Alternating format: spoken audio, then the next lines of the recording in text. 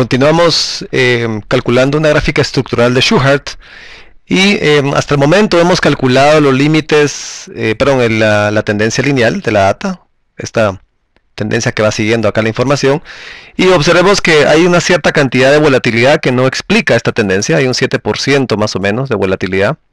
1 menos 0.93 es el 7% de volatilidad que no explica, y eso es básicamente estos residuales. Notemos que acá, por ejemplo, en el año 10 las ventas fueron más o menos 14 millones, más o menos, ¿verdad? Y lo que pronosticamos fue un poco menos, fueron como 11 y pico, ¿verdad? Y esta diferencia que está acá, pues es un error. Esos errores van a ser útiles para calcular los límites de control de esta gráfica, y vamos a ver que eso pues tiene aplicaciones útiles. Digamos, podemos utilizar esa información para calcular estos límites y poder establecer cuál es una conducta volátil ruidosa normal de la data, lo cual después puede ser utilizado para verificar experimentos y pruebas que se pueden hacer en la forma en que operan las ventas de una empresa. Ahorita me voy a enfocar en la parte mecánica del cálculo, y les decía que esto es una aproximación, ¿verdad?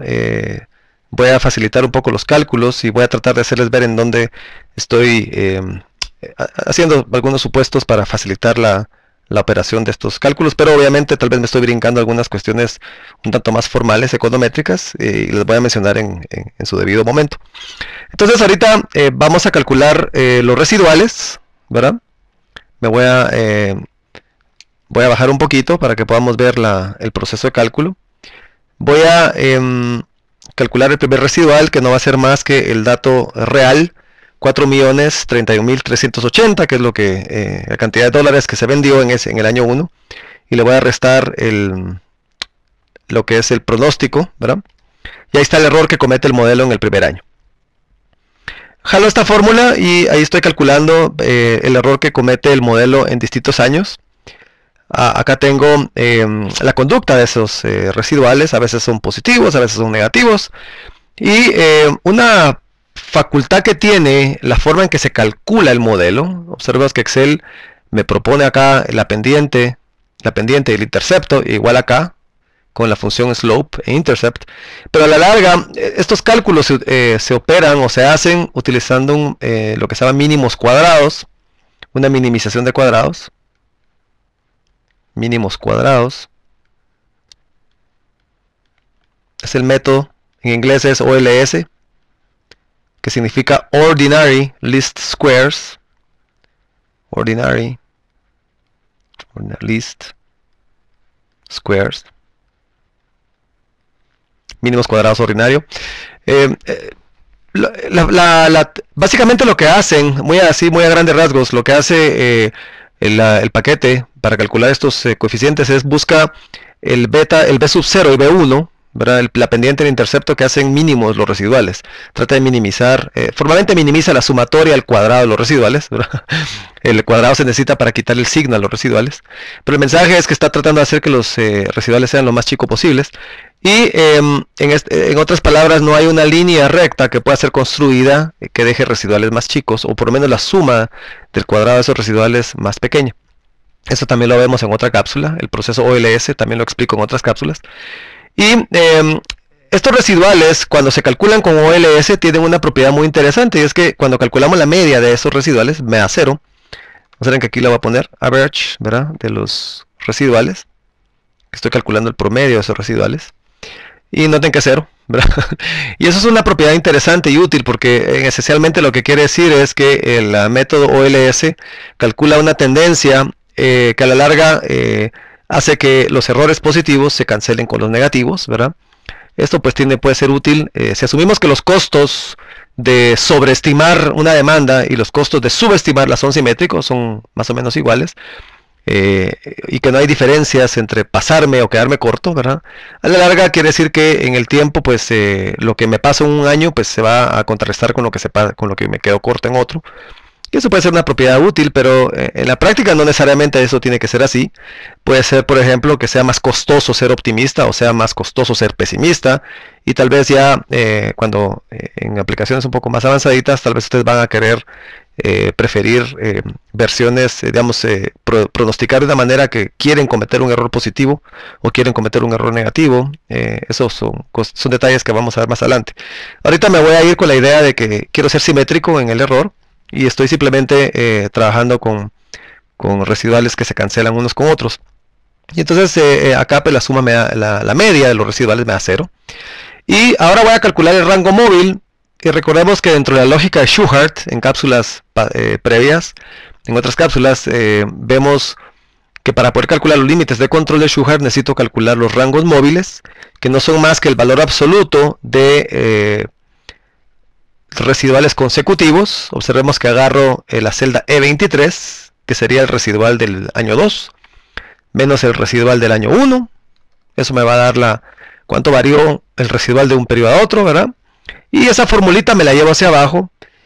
Y claro, algunos tendrán duda de qué estoy haciendo acá. Esto no es más que un primer, vamos a hacer varias etapas, pero este es un primer estimado de lo que podría ser la volatilidad de estos residuales.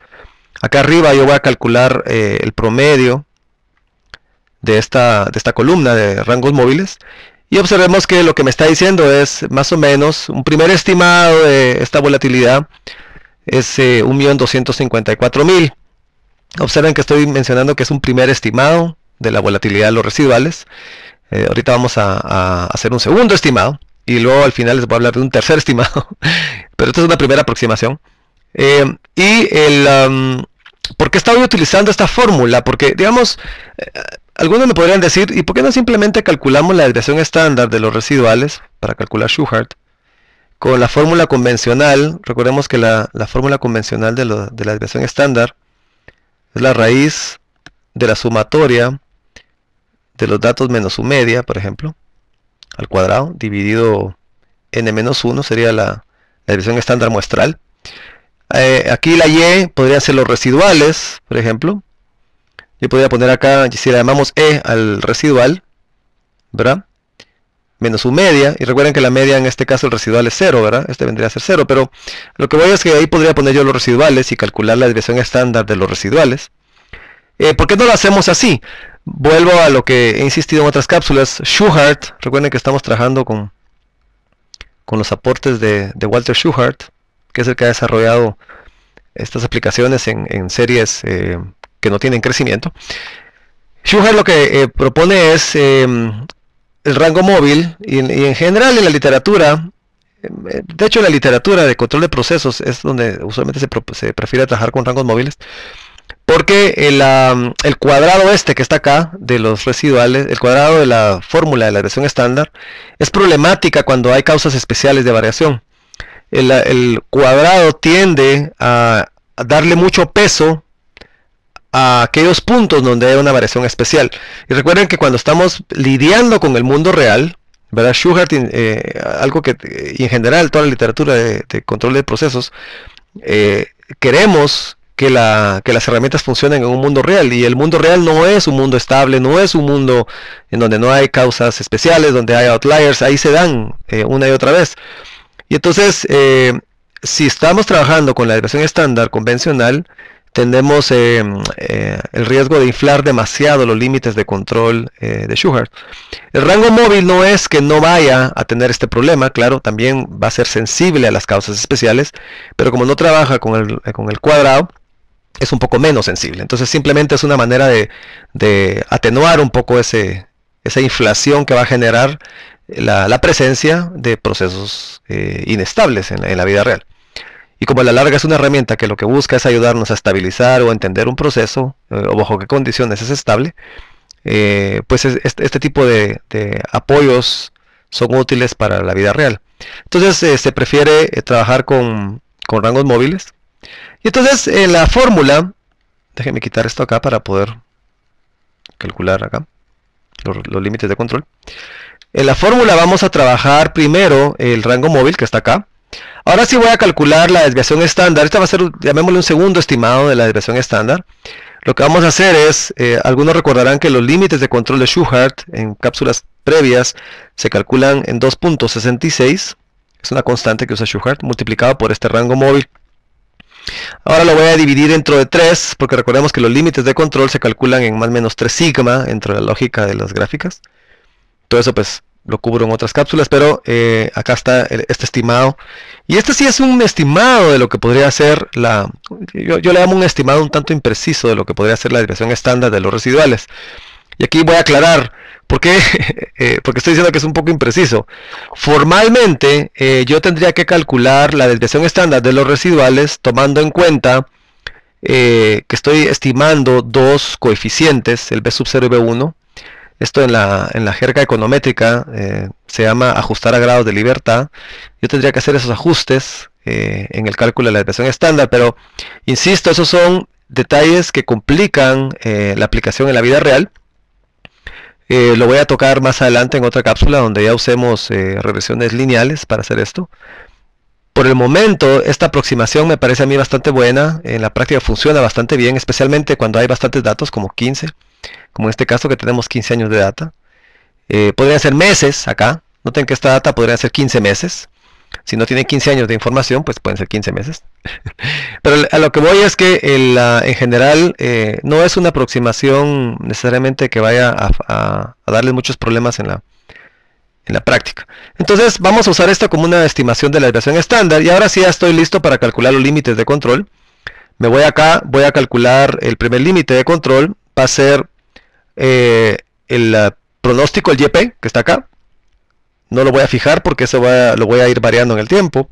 Más 3 veces, en este caso menos 3 veces, ¿verdad? Este estimado que hicimos acá de la desviación estándar. Observen que aquí lo tengo, ¿verdad? Y lo voy a fijar porque eso lo voy a usar en las siguientes estimaciones. ¿Sí? Y notemos que ahora si yo jalo esta fórmula, el límite de control, déjenme ver, creo que tengo un errorcito, vamos a ver. Si vemos el último, por ejemplo. Ah, ya sé que es. Sí, porque no fijé el menos 3. El menos 3 sí lo tengo que fijar. El H20 no tengo acá. Lo debo fijar. Vamos a fijar. F4. Ahí está. Ahora ya me lo puedo llevar hacia abajo. Ahí está. Déjenme abrir un poquito para que vean los límites. Acá está, por ejemplo, notemos que ¿qué es el último límite superior de control? Va a ser el YP más 3 veces, en este caso es negativo, ¿verdad? Esta desviación estándar, ¿de acuerdo? Y voy a hacer lo mismo con el límite superior. El límite superior va a ser otra vez el YP, ¿verdad? No lo fijamos. Más 3 veces, lo fijo, para no cometer el error que cometí la vez pasada, por la desviación estándar esta que está acá, ¿sí? Y esa sí la fijo también. Y eso me va al límite superior de control. Me lo llevo hacia abajo. Y ahí está lo que sería el límite superior de Shewhart para estos datos.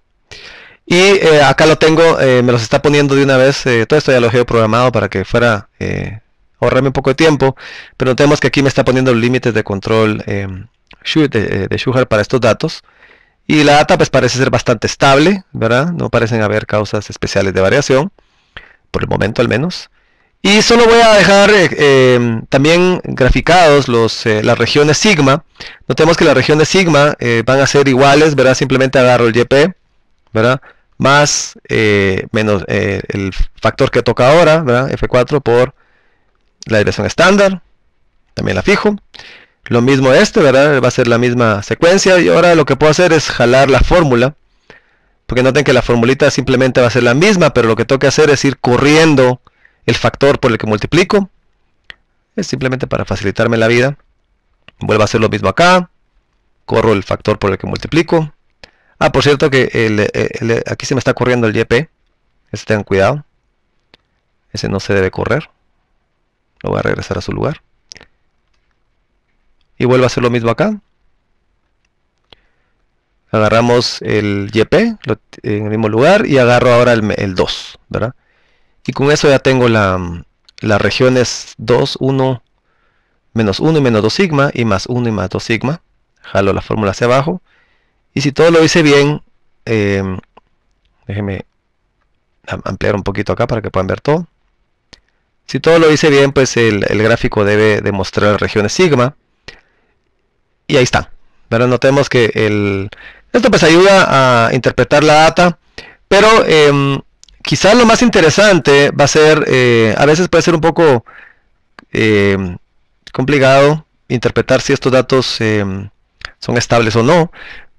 A veces resulta útil para el ejecutivo pasar esto a una gráfica estacionaria de residuales. Esto lo vamos a hacer en la siguiente cápsula. Vamos a analizar los residuales y voy a calcular los límites de control de Shewhart acá para los residuales. Pero lo interesante de esta gráfica es que ahora yo ya puedo utilizar para monitorear cambios inesperados o intencionales en el futuro en la data, o por lo menos en el futuro cercano. Y eso pues tiene aplicaciones muy interesantes que vamos a ver en casos ya específicos en clase. Muy bien, en la siguiente cápsula tocamos el tema de la gráfica de los residuales y completamos esta fase de apoyo en gráficas estructurales.